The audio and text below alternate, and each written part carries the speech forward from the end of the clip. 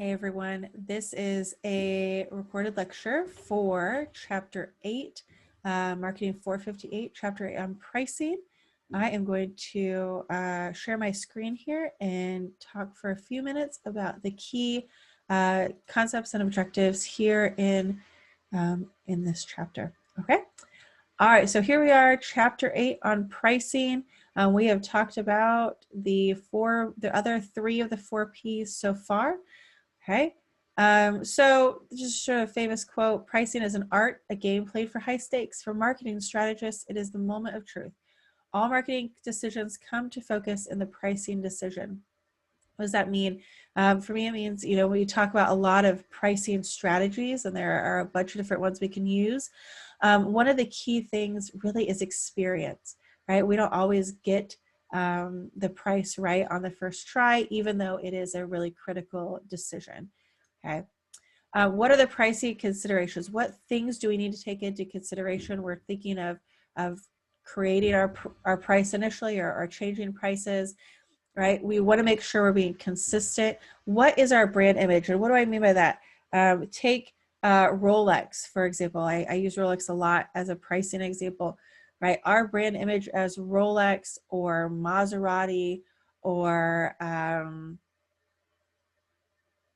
I don't know, Dolce & Gabbana, right? Our brand image is high-end, high quality, okay? And if our price doesn't match that brand image, right, then consumers will have a moment of dissonance. They will not understand, right, why our price would be so inaccurately matched to our brand image. If our brand image is high quality, high-end, prestigious, right, we need to have a price that is consistent with that, a high-end price, a high price, right, for that product category. Okay, maybe our brand image is something about value, right? And so maybe we're going to be on a lower end of the pricing spectrum. Maybe our brand image is something that has to do with quality and at a great value. So we're somewhere in this medium range, okay? Simon said he's gonna get home again. Go away. I will be out in 5 minutes. Okay. It's okay, honey. I will be out in a few minutes, okay?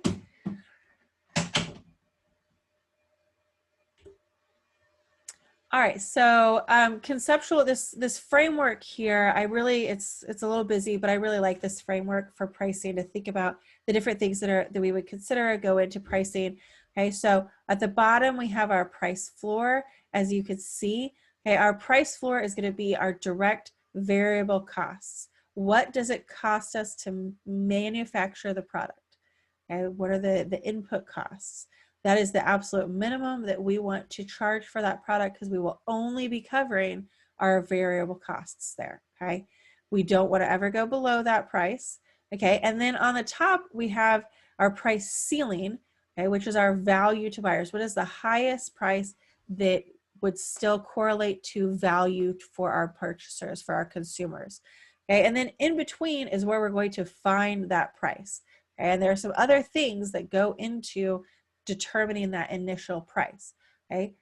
One of those would be competitive factors. Competitive factors typically are going to drive down our prices, okay? That our competitors maybe have lower prices than we do, or we want to be just below their prices or somewhere within range of our competitors. Now, maybe our product has some great feature that competitors don't have that sort of takes those competitive factors out of being a critical issue, okay?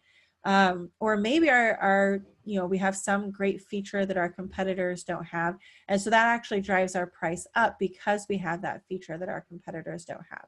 And the price would reflect that. Okay? Things that are going to drive our price up typically are going to be corporate objectives.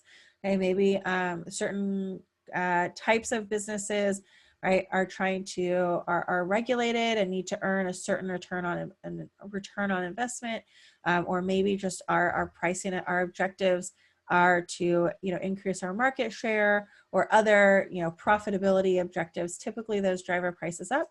And then the last one is regulatory constraints, and that almost always is going to drive our prices up. I think a good example here is the minimum wage, okay? So there, in some places we've seen this happen, and there's sort of a conversation nationally about increasing the minimum wage. Okay, so if we increase the minimum wage, for example, to $15 an hour or whatever it is, more than it is now, okay, what happens, especially when we think about smaller businesses, local boutiques or mom and pop type stores, what happens when now they have to pay their employees almost twice what they were paying them previously? Well, what's going to happen is that we're going to see a couple of options. One is that they're going to reduce their employees' hours. Okay, if you're an entrepreneur, a small business, maybe the answer is that you have to work more of those hours. The owner has to work more of those hours and put in more hours and reduce the number of hours employees are working so that they can maintain similar costs for wages and for their employees.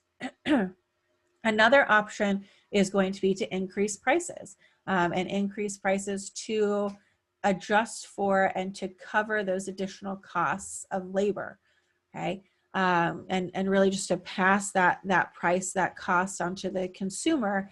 And what we do also often see is that perhaps we put into one of these things into place, maybe we don't as the owner, but a lot of times we do actually see that some additional regulatory constraints can actually cause businesses to go out of business. Another example would be environmental constraints or environmental regulations. So that's a pretty common thing that we see. New regulations come out relatively frequently. And so what we see is that, maybe you're an oil plant, an oil refinery, or some sort of manufacturing plant. The EPA has established some additional guidelines and requirements for you, which requires maybe more man hours. It may require additional equipment that you need to purchase to implement in your factory or refinery in order to meet all of those guidelines. It may be, maybe some sort of guidelines related to waste, so you incur additional costs related to getting rid of whatever waste product your factory has or whatever it is. So those additional regulatory guidelines typically will result in price increases. There are some companies, if we go back to the $15 an hour minimum wage example, there are some companies like Amazon who have implemented a $15 wage as a minimum at their company, and they're able to absorb those additional costs, whereas smaller mom and pop type of shops just really can't. If we want to think about the EPA example, we're typically talking about larger companies, but they may still pass those costs on to the consumer, increasing prices. And then one more example, going back to sort of a smaller business. Another one would be like a daycare. For example, daycares, every year there are new guidelines and regulations that come out about new requirements for daycares. So that could be changing the like sprinklers and smoke detectors sort of system that you have. That could be a big additional cost. It may be one they came out with a couple of years ago was to have labeled parking spots for parents or something similar to that, right? So you're gonna have to hire someone to come in and repaint all of your parking spots. It could be, okay, so daycares are required to have very specific types of like flooring or ground covering for their outdoor areas. So maybe that changes, and it's now required. Maybe it used to be, you could get these certain cedar chips and have like wood chips, and they're going to change it to be the shredded tires, the rubber covering, right, which is significantly more expensive than the wood chips. So those additional constraints or guidelines will oftentimes result in the daycare increasing the prices for the parents. Okay, so there are three examples of where you'd see regulatory constraints that would lead to increasing prices. Okay. And I focus on that one just because I think it's different than what we talk about. Competitors a lot. We talk about our objectives a lot. We don't talk as much about regulatory issues. So I just wanted to highlight that one there. So this sort of talks more, gives you some other things there. So for pricing factors, other pricing factors we may want to take into account are things like profit margins. You know, when we're thinking back to our channels discussion, how do the margins for the retailer and the wholesaler come into play, and how does that impact what we can charge for our prices? For life cycle stage, okay, here we're going to talk at the end about some introductory pricing strategies. But when we get to the maturity stage, for example, a lot of times we will see there that we see a price decrease, right? Because we're trying to maintain our customers and keep that plateau going as long as possible. Okay. A lot of times in the growth stage, we also sometimes see some slight decreases in price where we see more competitors that move into the market. So if you think about whatever the next greatest technology is, let's take televisions, for example. Okay, so flat screen TVs really are still, only became relatively common in the last, say, 10 years. So I bought my TV in 2010, I think, my first flat screen TV. I was super excited. It's a 40-inch flat screen TV. It's not anything super special. It was one of the first relatively smart TVs where you could connect it to the internet and Netflix and stuff. So that TV was like $850, $900. Okay, I just saw an ad like a few days ago for a 40-something inch or a 60-inch TV with relatively similar specs to the one that I bought a decade ago for $900. The new one was going to be like $200. You could get it for like $150 on Black Friday. And so I would say that flat screen TVs are probably into the maturity stage at this point. But even after that first initial, they came out, they were really cool, they're pretty expensive. But as more competitors came into the market, that price started to go down until it sort of plateaued. And now we see some of those promotions periodically now that they're in the maturity stage to get people to, buy their new TV. Right. And then price differentials.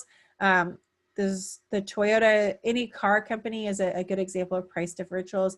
The idea here is that we would have a car for each price segment of the market, right? So we start with the Yaris and the Corolla, and those are the least expensive models. They're the entry-level models, okay, the Matrix as well, sort of those first three, okay? The idea here is we're going to get people in at the lowest model, and then as they move up in their life stages, then they're going to continue to purchase the Toyota, right? But they're just going to move up to the next sort of price category, okay? So here we have options at sort of each price level. Other pricing considerations are just the idea of quality and value. Okay, so of course we expect, and customers sort of have an expectation of high prices equal high quality and low prices equal low quality. So that's something important to keep in mind when we're thinking about what do we want people to think about our brand. Okay, and then prestige pricing, when we get really up here into your Rolls Royce, your Rolex, here what we see is actually that as you increase the price from your pretty high price point, we actually see a demand increase, which is very rare and unusual, but we do see this with these sort of prestigious brands and products. Okay, so Rolex, my favorite example that I already mentioned. And then if we also, another idea, another piece of this indicator of value is the idea that people have a reference value. Okay, we're going to get to this in just a second. All right, and then the other piece of the last sort of price value indicator here or idea is pricing store brands. So as we know, store brands or private brands are typically produced by one of the brand names and then just labeled as the Equator, Good Value, or whatever the store brand is. The key to pricing store brands is that it's really important that the price is no less than 25%. Sorry, let me say that again. Is no more than 25% less than the brand name. Okay, so if the brand name is $5, okay, and you're priced at $4, you're in good. Your private brand is $4, you're in good shape. If the brand name is $5 and you're priced at $3, right, now you've reached that sort of past that barrier, and consumers will now believe that that private brand is not as high of a quality. But if you stay within that 25% range, right, then consumers will perceive the private brand and the name brand as being relatively equal in quality. Okay, so let's talk about reference value. I want you to think for a minute, how much is a 6-pack of beer? You're going to go to the store, you pick up a 6-pack. How much is it? All right, so I always get different answers here. Okay, but typically we see people say, I guess would say like an average answer is like $7. Okay, so $7 for a pack of beer or for a 6-pack of beer. Okay, so if you went to the store and there was a new beer or a new flavor or something, okay, and it was priced at say $4 for the 6-pack, would you buy it? Say, so the typical answer here is no. And then if you think about why wouldn't you purchase it at $4? You went in expecting to get it a 6-pack for $7. Why is $4 not just a really good deal? Okay, the typical answer here is that people perceive perceive the $4 as being low quality. It's probably really gross. It's probably really, hot, low quality, some really extra low quality beer. Okay. On the flip side, if you went in and there's a new 6-pack of beer, right, relatively similar to what you usually buy at $7, and this one was priced at say $12 or $13, would you buy that? Right? Again, so typically the answer here is no, people wouldn't buy it. And here we see that people kind of feel like that upper, when we get past that $7 point, then it's a question of, is it really worth it? Is it a good value?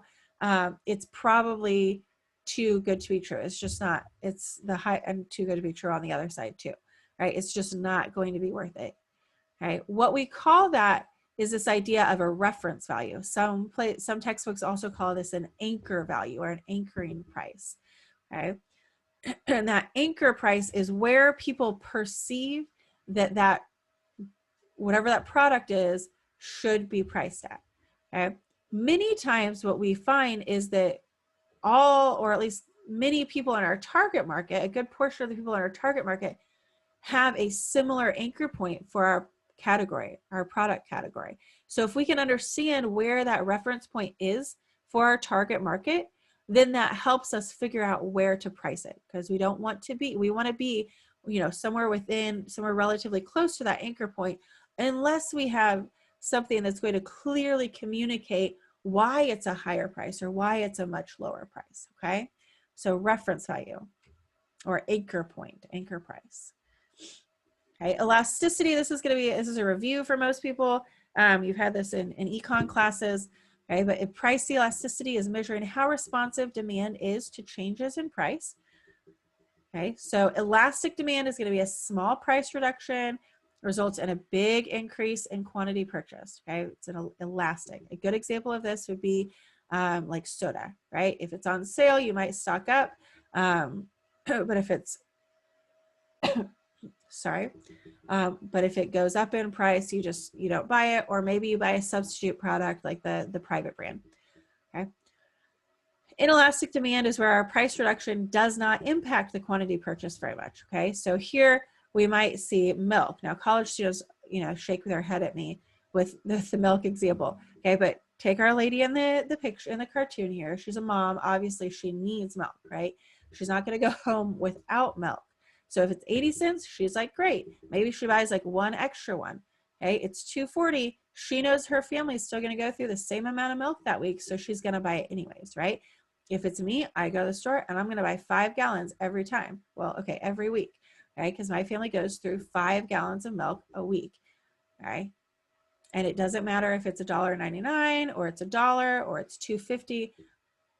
My family's still going to drink the same amount of milk. Okay, so that's inelastic demand. We also see this a lot of times with commodities. Okay, like gas prices, for example. Gas is relatively inelastic, though the only thing we see here, people are still going to drive to work, to school. The only changes we see here is that when gas prices are really high, people tend to take fewer like road trip vacations and vice versa. Okay, but traditionally, commodities like gas would be considered inelastic. Okay, cross elasticity of demand. This is an important point. Okay, this is the idea that the demand of some products, okay, are related to the demand of other products, including the price. Okay, so this is a good chart, a good little table to look at this idea of cross elasticity. Here we have an increase in the price of one product increases the demand for a different product. Okay, a decrease in the other product, or in this product, decreases the demand for the other, for price good A.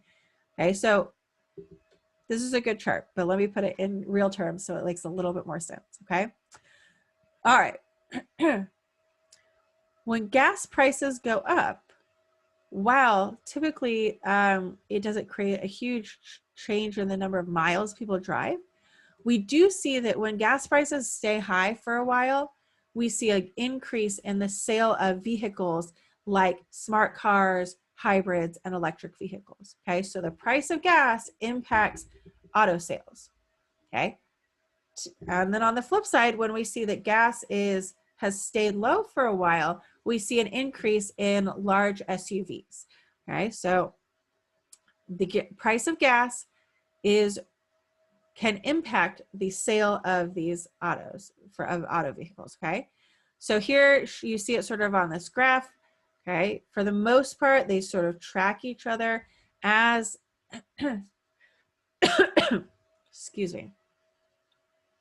Okay, gas goes up in price and we sell more electric vehicles. Gas goes down in price and we sell fewer electric vehicles or hybrids. Okay, so that's cross elasticity of demand. That's an important point. Right, then we have product line pricing. Okay, this is the idea is that as a company, all the products that I make, I'm going to maybe I make the decisions for my pricing based on the whole product line that I have, and my entire product line. So sometimes we might sell one product at a loss because it entices buyers to come in our store, okay, or to make that initial purchase with the idea we know that they're going to buy other things. Sometimes we do this to ensure the complete product line. So let me give you an example. JCPenney, I don't know if they still do this, but for a while they had this idea of, for their JCPenney brand clothes or their branded clothes, every week or weekend they had an item that was a penny. Okay, 1 penny. So obviously they weren't making any money on that, but they knew if they could get people to come in the store to get that item, which of course they had in stock, but they didn't have 500 of them. Okay, then people were typically tend to purchase more than just that penny item, and they would put money on the other items. Publix does the same thing, and then Office Depot, Staples, Office Max, all of those stores typically do this at the beginning of the school year, where they'll have scissors are on sale for a nickel, but you have to buy $5 worth of products to get that promotional pricing. Okay, so they're not making any money on the scissors at 5 cents, but they know they're going to require you to spend that $5. And a lot of times people will say, oh, they've got some really good deals this week. We're just going to go get all of our school supplies. Okay, and so they end up spending, say, $50 just to get those scissors that were 5 cents to begin with. Okay, so that's the idea of product line pricing. Okay. This sort of puts us in other terms, right? Our lowest price product is going to be our traffic builder, gets people in the door, okay, or to our website. And then we also have some premium items where we're going to make the most margins, and everything else is just sort of in between. Okay. Strategies we might use: full cost versus variable cost. We talked about variable cost at the very beginning. Let me skip to that actually. Variable cost strategies are typically short term because we of course need our prices and what we're making to actually cover our fixed costs as well. But sometimes we use this as a short-term strategy to either stimulate demand or shift demand. So we might use this as like a short-term sale to get people in the door, stimulate demand, or to shift demand. So think like seasonality, right? To get people to purchase those products in the winter that they would normally buy in the summer, or vice versa. So seasonal changes, we try to shift demand so that we can keep demand relative and our revenues relatively constant throughout the year, throughout the cycle. Okay. All right. So, okay. So I mentioned the peak times. All right. So let me go back, to full cost strategies. There are a bunch of full cost strategies. Here we're covering, of course, variable costs and fixed costs. The most common ones are markup pricing, where we add some sort of fixed amount or some sort of fixed percentage to whatever it costs us to make or buy the product. Okay. We may use break-even pricing, okay, where we are pricing it so that we can cover, we're estimating demand and we're going to just try to make $0. Or we might have rate of return pricing, where we're trying to get a specific return on investment. Okay, of these, markup pricing is going to be our most common. Okay, we want to make money beyond what it costs us to make it and pay our bills. Okay, rate of return pricing, I just want to note, this is really only used in a few industries. Very large firms and public utilities, where their return rates are either monitored or regulated by the government, are the ones that use this type of pricing. Otherwise, it is very uncommon, but large firms and public utilities, you might want to make a note of that. Okay. A couple types of new offering pricing strategies, and that is it for this chapter. Okay.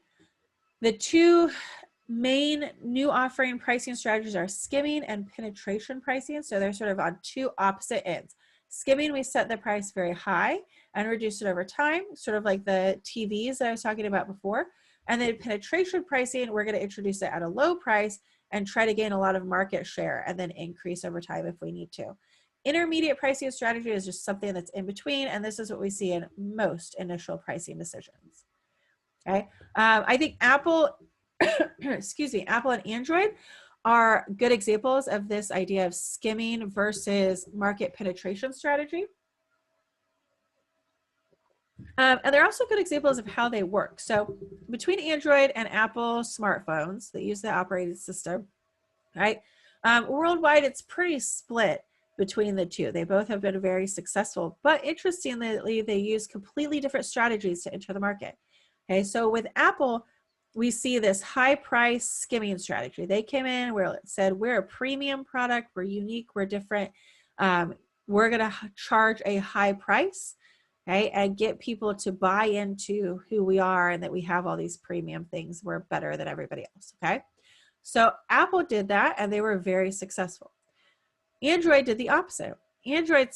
Google said, hey, we have this operating system. We're going to sell it to lots of different companies that make cell phones at a relatively low price. Okay. So, and lots of, even people who can only afford the least expensive smartphone will be able to have a smartphone with our operating system.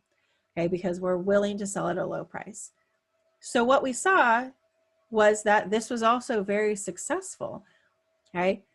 They got Android was able to come in and get a good strong market share. Now we're basically, last I checked, it was really close to 50-50 between Apple and the Android systems. Okay. We have seen, I think, a little bit of increase in Android prices over the years, which is interesting, I think. My first smartphone was $50, okay? $50 for an Android, which I loved, but it had a terrible camera, okay? Apple, we have seen, they really haven't. A lot of times with the skimming, we see like an initial high price and it goes down over time. And we do see that to some extent with the older models, right? After it's no longer the newest, greatest thing, it goes down in price because the next one is coming out. Or at least we expect the next one to be coming out soon. And so with both of these companies, we see they took opposite strategies in their initial pricing, but they both were successful in using their strategies, okay? All right, so typically skimming, we like this. If we think that demand is gonna be relatively inelastic, that there are different segments in the market that will pay different prices. So one of them will pay a higher price for it. So Apple did this, right? They thought people are gonna pay a high price for this, so we're gonna charge a high price for this, okay? Even if it's just that segment, you know, whatever size that segment is. Interestingly, the old car phones that were just, you know, we think of as awful now, those were like $5,000 when they started out. So thank goodness for rich people who bought those crazy things for $5,000, because if they had it, the rest of us would not have our smartphones today. Okay. Okay, so sorry. Also can be protected by patent or copyright. That would be important if we want to charge a high price as well. Or if we have production capacity is constrained, we could only produce a limited number, right? Then that's also part of our communication. This is a limited production kind of product. You know, we only are going to be able to sell 5,000 of them, and so we can charge a higher price, right? Because the supply, we have that supply issue. And then if we could convince people that it really does have this great value, it's going to change their life, it's going to be amazing, it is worth that high price. Okay, penetration strategy, helpful when we have price elastic products. Excuse me, especially for whatever segment it is that we're looking at. It is neither unique, it doesn't have a patent or copyright. So with Android, what we saw is that it was a unique operating system, but they used it for a variety of different, they would sell it to a whole bunch of different actual phone producers, manufacturers. So you didn't have to get the Apple phone to get the Apple system, right? And if we expect there to be a lot of competitors, then we like this strategy, because then we can get in, we can get that big market share, a big chunk of the market share, and then all we have to do is maintain that market share instead of trying to like claw it away from some of the competitors, okay? All right, so that is it for Chapter 8, Pricing. We will talk about this and answer questions in class next time. Thank you guys for sticking with me through all of it, and I will talk to you soon. Thanks, everyone.